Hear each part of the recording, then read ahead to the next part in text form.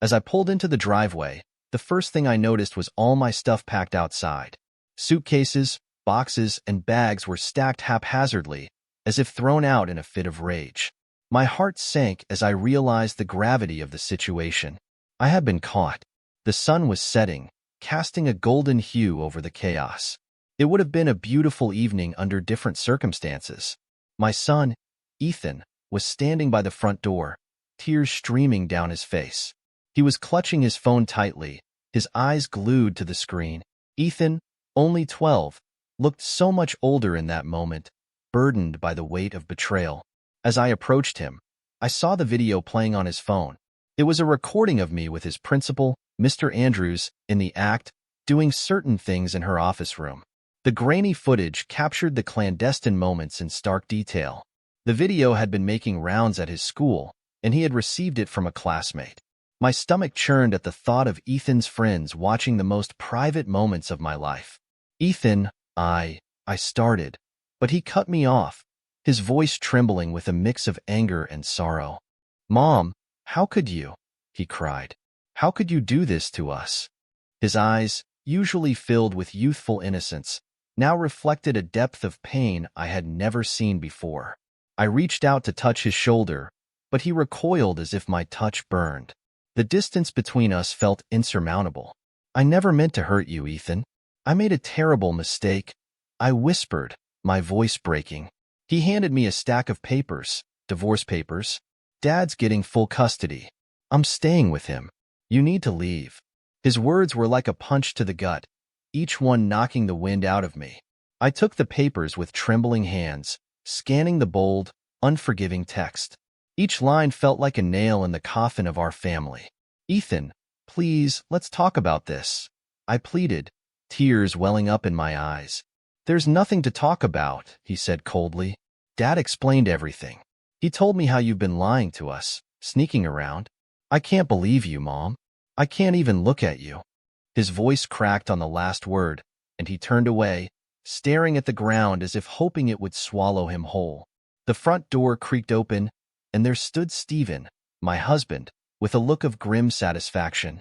"I told you there would be consequences," he said, his voice devoid of any emotion. "You've made your bed, now lie in it." I glanced back at Ethan, hoping for a glimmer of forgiveness, but his eyes were fixed on the ground, his face a mask of pain and anger. My daughter in the sleep, without knowing anything. My world had crumbled, and the pieces lay scattered around me, impossible to put back together. Then John left the house with kids. I walked into our bedroom, my legs feeling like they were made of lead. Each step felt heavier than the last, weighed down by the crushing reality of the situation. The room, usually a haven of comfort and familiarity, now felt foreign and hostile. The soft light filtering through the blinds seemed to highlight the emptiness and betrayal that hung in the air.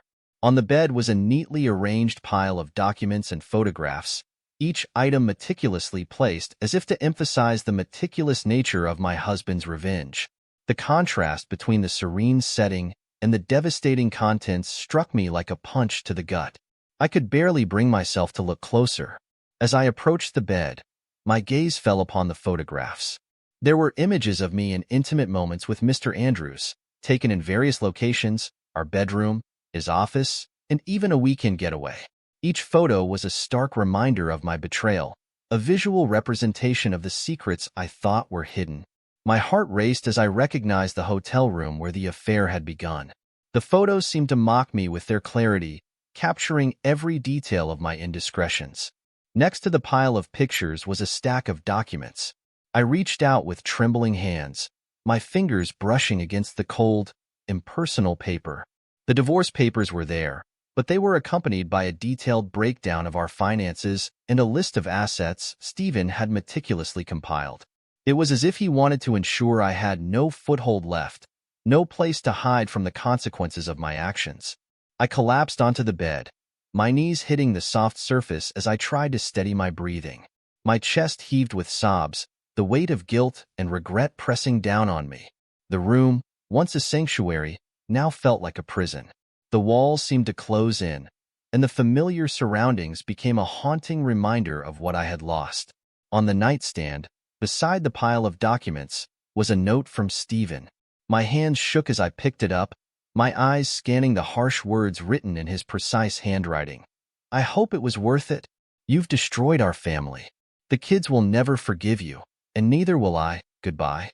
The finality of his words hit me with a wave of despair. The note was not just a message but a reflection of his pain, his anger, and his sense of betrayal. Each sentence felt like a personal indictment, an accusation of my failure as a wife and a mother. I sat there in silence, the weight of the note pressing heavily on my chest. The room was filled with an eerie quiet, broken only by the occasional rustle of paper as I tried to grasp the reality of what was happening. My mind raced with memories of better times, moments of happiness that now seemed like a cruel joke. I had sacrificed everything for a fleeting moment of pleasure, and now I was paying the price. The room, with its familiar furnishings and cherished memories, had become a symbol of my downfall. As I sat there, surrounded by the evidence of my betrayal, I knew that rebuilding my life would be an immense challenge.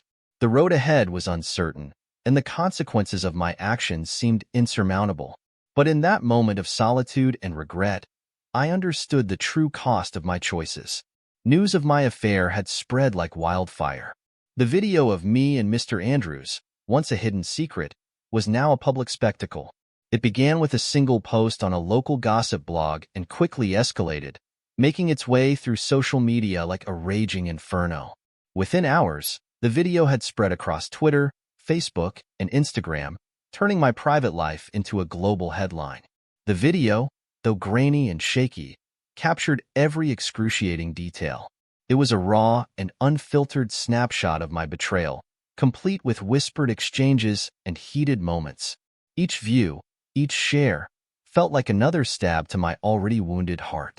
The video's spread was relentless. Every click, every view seemed to mock my desperation and regret. Local news stations picked up the story, adding their own sensational twists. Headlines blared across television screens and news websites, cheating wife caught in the act, principal's affair exposed, and scandal rocks the community. My face, once private and personal, was now splashed across news segments and digital billboards. The constant barrage of media coverage felt like a relentless assault, making it impossible to escape the public scrutiny. Friends who had once been close suddenly became distant. Text messages went unanswered, and phone calls were ignored. The same people who had celebrated my achievements now avoided me as if I were a plague. It was as though my betrayal had somehow tainted everyone around me. Conversations at work and in social circles shifted uncomfortably whenever I walked into a room. Whispers followed me wherever I went, their tones dripping with judgment and disdain. My neighbors, who once greeted me with friendly waves, now averted their eyes when I passed. The atmosphere in our once friendly community had turned cold and hostile. Even the local coffee shop, where I had spent countless hours chatting with acquaintances, now felt like a hostile environment. I could sense the undercurrent of gossip and judgment every time I walked through the door. Social media was no refuge. My accounts were flooded with comments. Some were cruel and mocking, while others were laced with anger and disappointment. Strangers posted messages about how I had betrayed not only my family but also their trust in me. The barrage of negative feedback was overwhelming. I tried to respond, to explain my side, but each attempt was met with further scorn. I couldn't escape the constant reminders of my failure. Even mundane activities, like going to the grocery store, became excruciating. I could feel the stares of strangers as they recognized me from the news. The whispers grew louder as I passed by, and I could catch snippets of their conversations about me. In my solitude, I found it impossible to ignore the damage that had been done.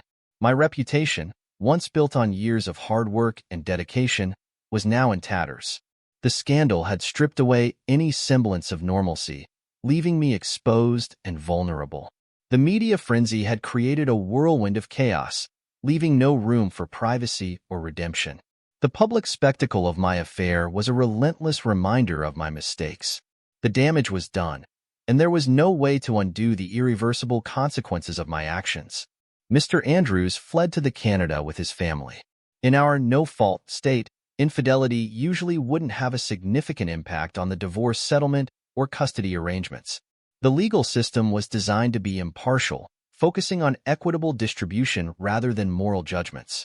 However, the viral nature of my affair had created a storm of public opinion that inevitably seeped into the courtroom. The scandal had become more than just a personal crisis.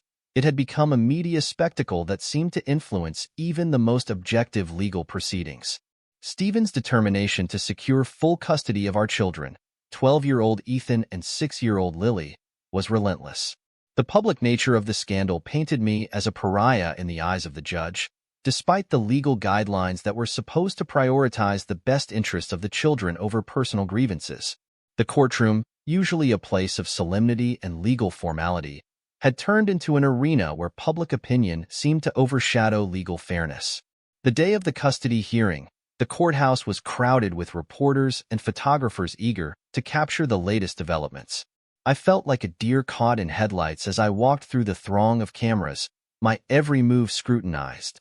The judge's expression remained impassive, but it was clear that the atmosphere in the room was charged with a judgment that went beyond the legal facts.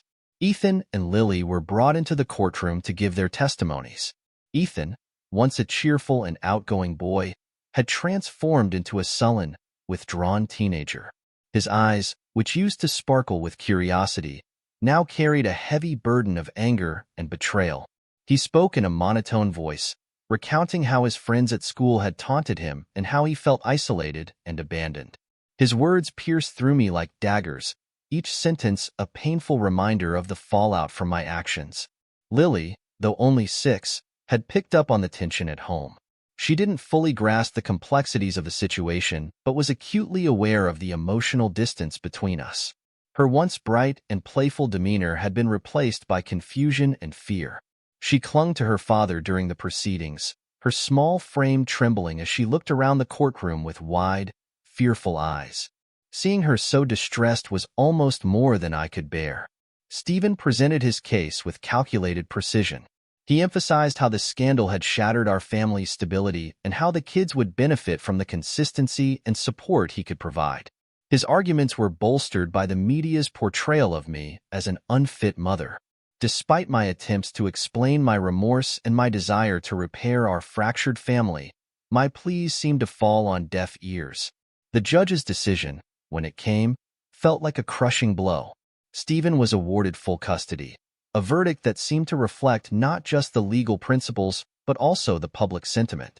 The judgment was a stark reminder of how deeply my actions had affected my family and how difficult it would be to mend the relationships I had so carelessly shattered.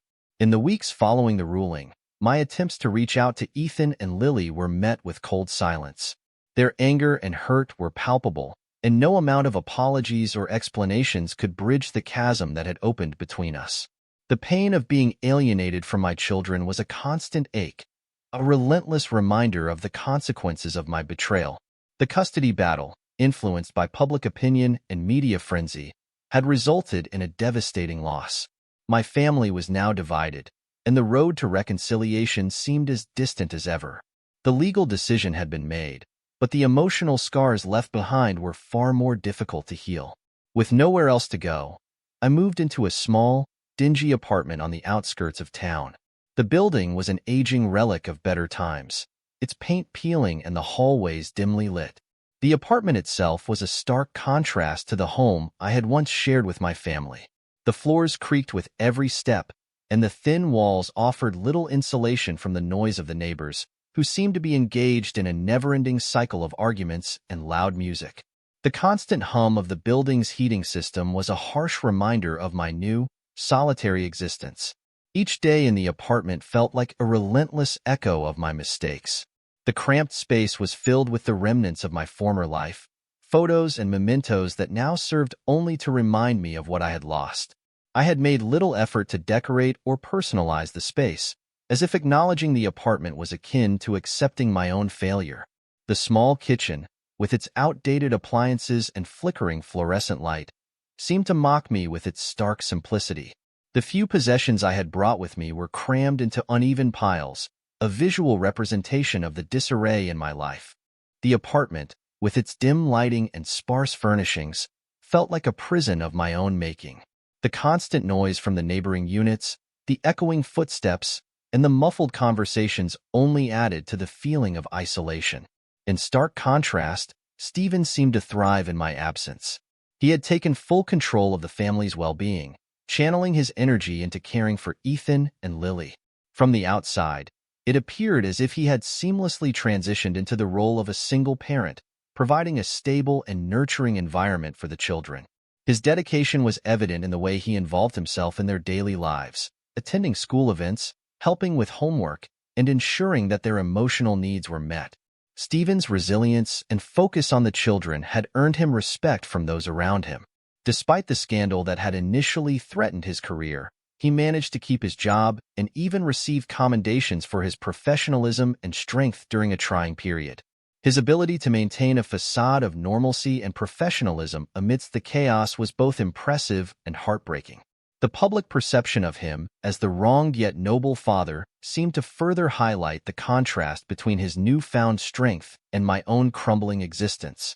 The kids, though still grappling with their emotions, appeared to be adjusting to their new routine. Stephen's efforts to shield them from the worst of the media frenzy and to provide a sense of stability had paid off, at least on the surface. Ethan was slowly coming out of his shell, though his anger towards me remained palpable. Lily, too young to fully comprehend the intricacies of the situation, was adjusting to life without me, her confusion tempered by the comforting presence of her father. As I looked out from the small, grimy window of my apartment, I couldn't help but reflect on the profound impact of my actions. The life I had once known was now a distant memory, replaced by a harsh reality that I had created through my own decisions. The daily struggles of living in such a stark environment served as a constant reminder of the irreversible damage I had caused, both to my family and to myself. Each day was a sobering reminder of the cost of my betrayal and the enduring consequences of my actions. I thought often about my family, particularly my children. I had taken them for granted, treating their love and presence as constants that would always be there. In hindsight, I could see how my actions had eroded the foundation of our family. I had allowed a fleeting affair, a momentary escape from the drudgery of daily life, to spiral into a catastrophic event with lasting consequences. What had seemed like a harmless distraction had turned into a devastating betrayal, one that had irrevocably altered our lives. Each day was filled with a yearning to reconnect with Ethan and Lily. I missed their laughter, their warmth, and the simple joy of being a part of their lives. The memories of our time together haunted me, each one a painful reminder of what I had lost.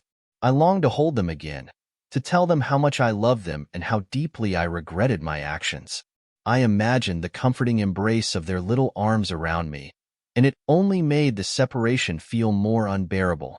But the reality was that earning their forgiveness would be a monumental task.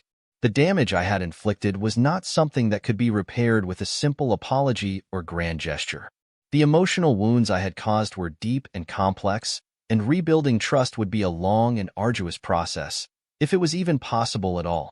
I understood that my betrayal had shattered their sense of security and trust, leaving scars that would take years to heal, if not a lifetime. The thought of their anger and hurt was a constant ache in my heart. Ethan's withdrawn demeanor and Lily's confusion were reminders of the pain I had caused. I could only imagine how difficult it was for them to process their emotions and adjust to a new life without me. The guilt I felt was overwhelming, knowing that my actions had led to their distress. Months had passed since the tumultuous events that had overturned my life, and I found myself grappling with the slow process of rebuilding.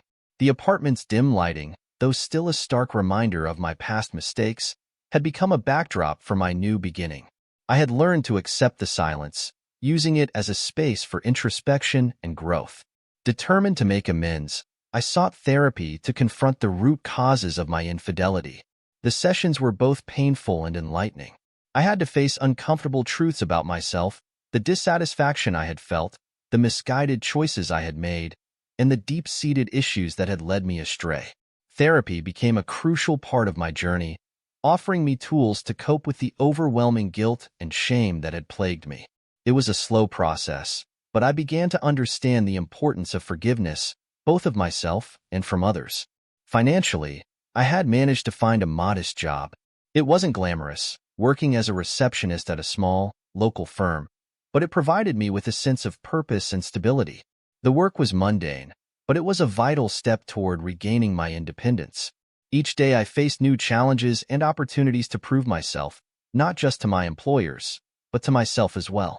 The job didn't erase my past, but it helped me carve out a new, albeit humble, chapter in my life. Amid this journey of self-reconstruction, one unexpected event brought a flicker of hope into my otherwise bleak existence. One afternoon, as I was sifting through a stack of mail, I found a letter from Ethan. My hands trembled as I opened it, uncertain of what to expect. The letter was brief, scrawled in his teenage handwriting, but its contents were a mixture of raw emotion and tentative hope. Ethan's words were filled with anger and pain. He wrote about the depth of his betrayal, the hurt that had cut through the core of his young life. Reading his feelings laid bare was a bitter reminder of the impact of my actions. Yet, alongside his anger, there were glimpses of vulnerability. He mentioned how much he missed the good times we had shared, the moments of laughter, the family traditions, and the comfort of our past life. His words conveyed a longing for reconciliation, a signal that despite the pain, there was still a part of him that remembered and cherished the family we had been. The letter was a small but significant gesture, a tentative bridge toward healing. It wasn't an offer of forgiveness, nor was it a resolution of the rift that had formed between us. But it was a start, a sign that Ethan was beginning to process his emotions and, perhaps, was open to the possibility of rebuilding our relationship in the future. For the first time in a long while, I felt a glimmer of hope. The path to redemption seemed less daunting, illuminated by the faint promise of reconciliation. It was clear that the road ahead would be long and fraught with challenges, but Ethan's letter was a reminder that healing was possible. The journey of rebuilding my life, though still in its early stages, now carried the hope of mending the broken bonds of family. In the quiet solitude of my apartment, the letter offered a semblance of solace. It wasn't a cure-all, nor did it erase the scars of the past, but it was a step toward understanding, a flicker of light in the darkness, and a reminder that even in the aftermath of profound mistakes, there was still a chance for healing and redemption. Rebuilding my relationship with my children felt like an insurmountable challenge, yet it became my singular focus. The enormity of the task weighed heavily on me, but the desire to make things right for Ethan and Lily drove me forward. I knew that regaining their trust would be a monumental effort, requiring unwavering patience, sincere remorse, and a commitment to proving that I was capable of change. The first step in my journey toward redemption was to reach out to them in writing. I spent hours crafting heartfelt letters, each one carefully composed to convey my deepest apologies and my enduring love. I wanted them to understand the depth of my regret and the reasons behind my actions, though I knew that words alone could not undo the hurt I had caused. I wrote about the mistakes I had made, the lessons I had learned, and my unwavering hope for a future where we could rebuild our relationship. Each letter was a small piece of my heart, a testament to my desire to reconnect. Alongside the letters, I began sending small, thoughtful gifts to Ethan and Lily. I chose items that I thought would bring them comfort and joy, Ethan's favorite books and some toys for Lily, along with handwritten notes. I wanted these gestures to show them that, despite the distance between us, I was still thinking of them and wanted to be a part of their lives. I included personal touches, like photos of our happier times together, hoping that these would serve as reminders of the love we once shared. In addition to these efforts, I made a conscious decision to stay involved in their lives from afar. I reached out to Stephen, asking if I could attend important events such as school performances and sports games. I understood that my presence might be uncomfortable for them, but I wanted to show that I was willing to make an effort, even if it meant enduring awkward and painful moments. I respected their boundaries, accepting that I might need to remain on the periphery while they worked through their feelings. The road to redemption was not smooth or straightforward. There were days when I felt disheartened, especially when my attempts at communication went unanswered or were met with anger. I had to come to terms with the fact that healing would be a gradual process and that setbacks were a natural part of this journey. But even in these moments of frustration, I reminded myself of the importance of perseverance.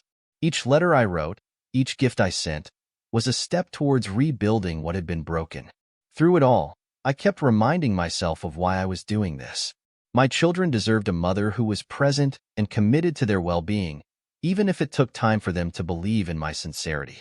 I knew that regaining their trust would be a long and arduous process, but I was determined to show them that I was genuinely sorry and committed to making things right. Every small gesture, every letter sent, and every attempt to stay involved was a building block in the foundation of our future relationship. I hoped that, in time, these efforts would help bridge the chasm created by my mistakes and that Ethan and Lily would see the depth of my remorse and my dedication to being a better mother. The road to redemption was long and uncertain, but it was a journey I was willing to undertake, for the sake of my children and the hope of a future where we could heal together. Years had passed since the turmoil of my past, and while the scars of my actions had not completely faded, they had softened over time. Ethan and Lily were now young adults, and though the shadow of those painful events still lingered, they had found ways to forgive and rebuild their lives. Our relationship, though irrevocably altered, had grown into something resilient and nuanced. Ethan, now 20, had matured into a thoughtful and driven young man. He pursued a career in environmental science, driven by a passion for making a positive impact on the world.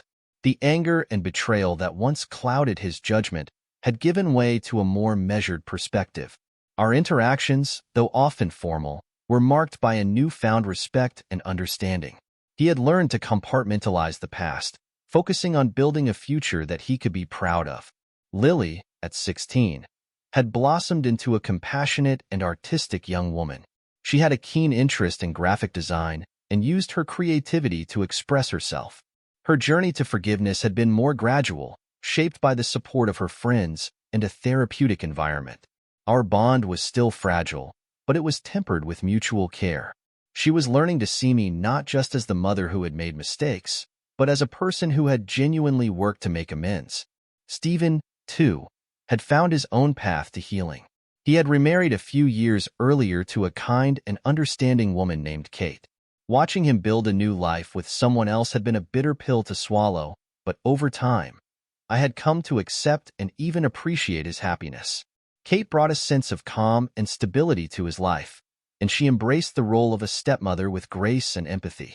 We had learned to co-parent effectively, setting aside our differences to focus on the well-being of Ethan and Lily. Our interactions were marked by a respectful distance, bound by the shared goal of ensuring our children's happiness and stability. The journey of forgiveness had been both arduous and enlightening. I had spent years reflecting on the nature of love, fidelity, and the complex dynamics of family.